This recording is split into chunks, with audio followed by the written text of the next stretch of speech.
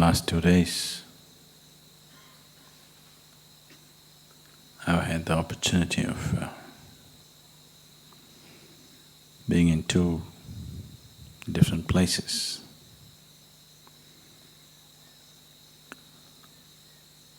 Of two different kinds, but with the same intention, but two different kinds.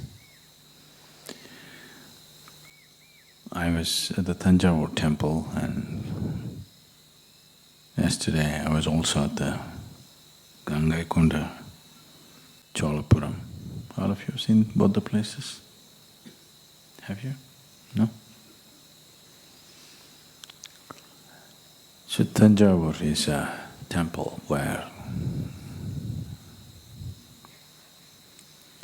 externally they managed to build a magnificent temple of phenomenal beauty and proportion. 1,000 years ago, when there were no machines, there were no cranes, when there were no vehicles to transport huge rocks that were necessary to build this temple. All by the dint of man's effort.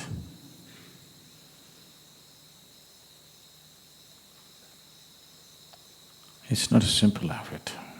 If you want to understand what kind of effort, I'll give you a simple project. Now we're building the Adi Yogi Alayam. So I want the rock which is in the Spanda hall to be shifted to the Adi Yogi Alayam. I want you to do it, all of you together, no machines. You know the rock?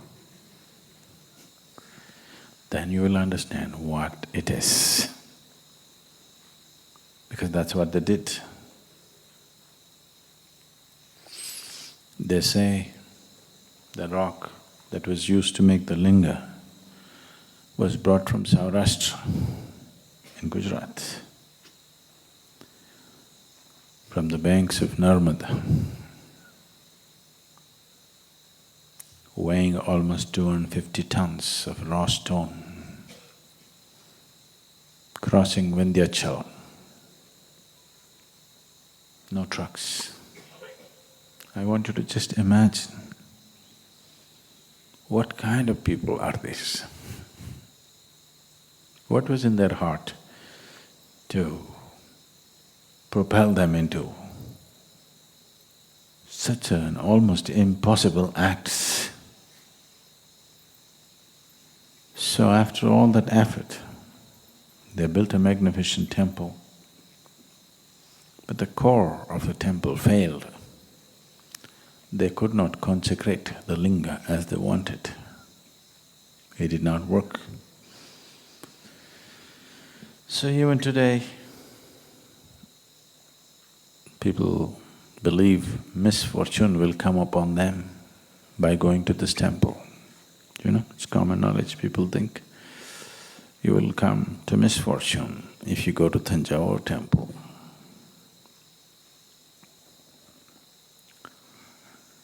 Which is not wholly correct, but partially correct, because it's a kind of a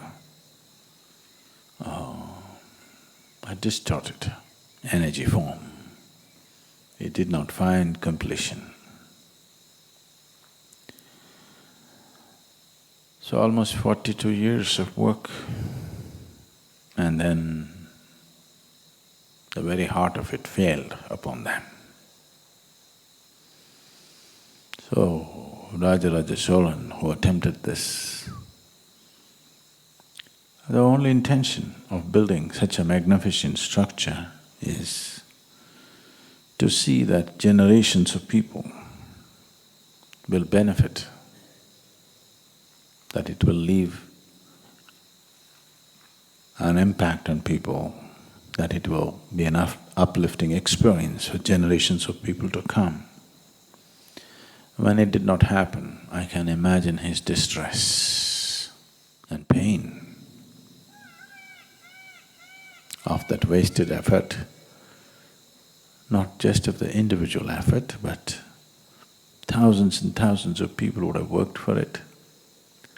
They would have emptied the state's coffers. Probably they fought battles to bring in the necessary resource. And in the end, did not find completion. So his son, probably wanting to bring some peace to his dead father, he built an exact replica of that temple, but he did not have the courage to attempt the same scale, probably for practical purposes. He brought down the size considerably, attempted similar thing, trying to do it in a much faster time span. So, making it into not so glorious work of art, but functionally as good.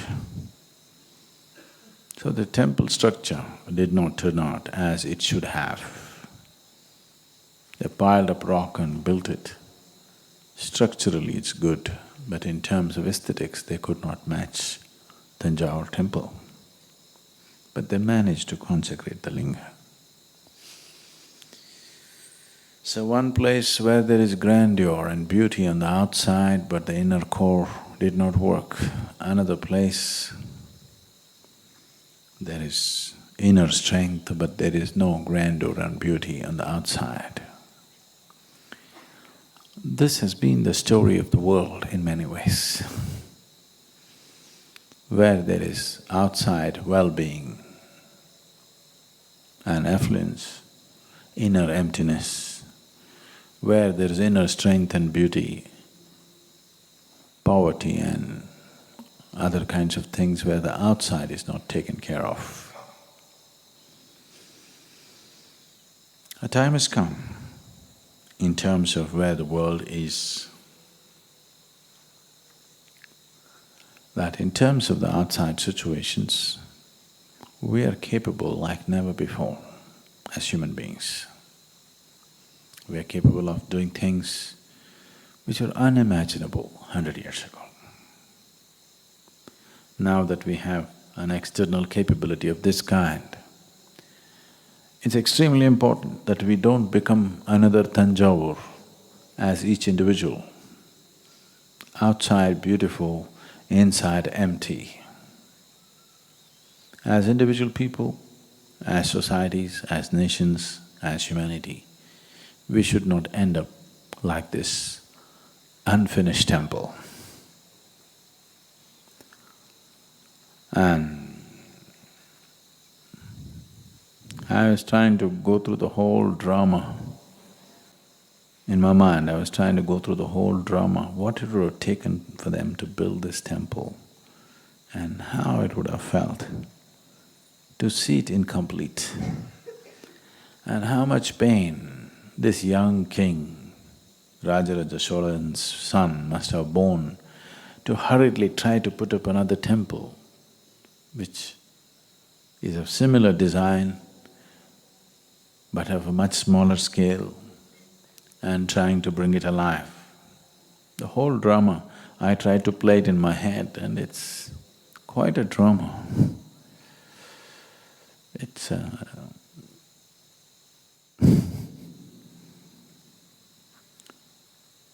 it's life in its very,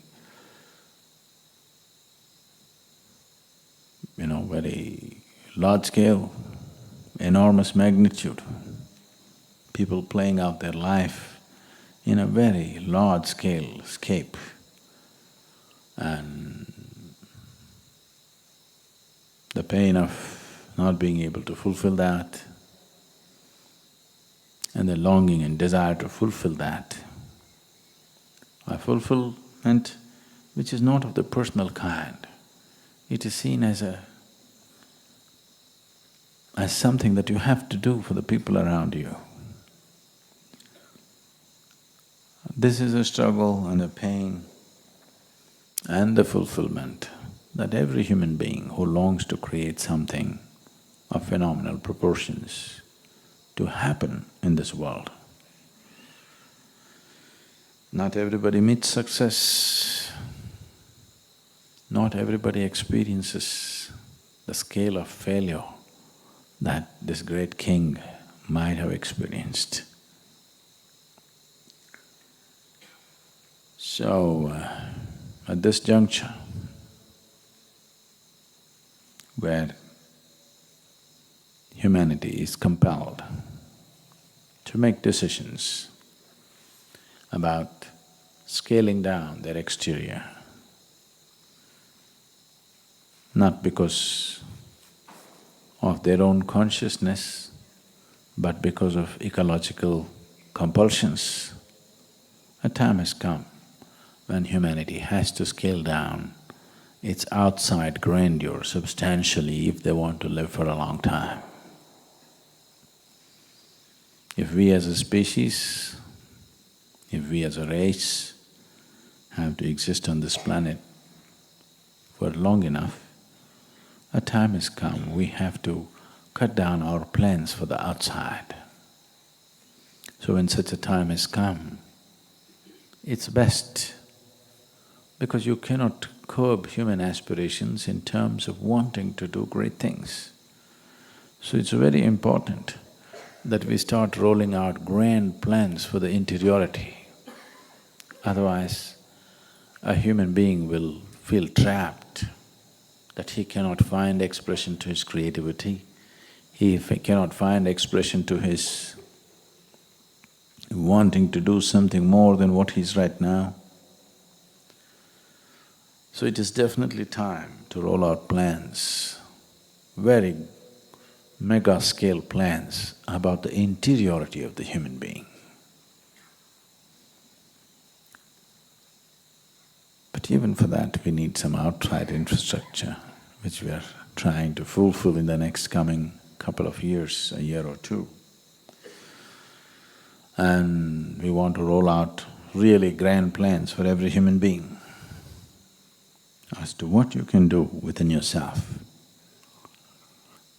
There are incredible things that one can do within himself, which can easily keep a human being busy for a lifetime. And if you do such incredible things, at least you will not have the problem of planning one more lifetime. Because if you do such incredible things, then existence will see that you have to cease. You're too much.